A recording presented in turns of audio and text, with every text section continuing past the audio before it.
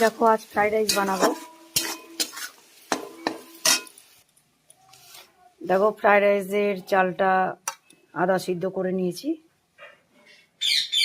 এখানে ঘিয়ের মধ্যে কাজু কিশমিশ ভেজে নিয়েছি। কড়াইয়ে ঘি দিয়ে তেজপাতা, এলাচ, লবঙ্গ, দারচিনি দেওয়ার পর আমি সবজিটা দিয়ে ভেজে নিলাম। দেখো আমি ভাতটা দিয়ে দিয়েছি,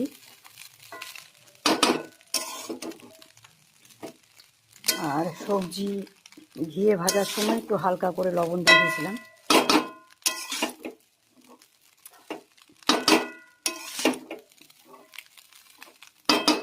এবার একটু চিনি দিয়ে দেবো। দেখো আমার ফ্রাইড রাইসটা হয়ে গেছে, এবার নামিয়ে দেবো।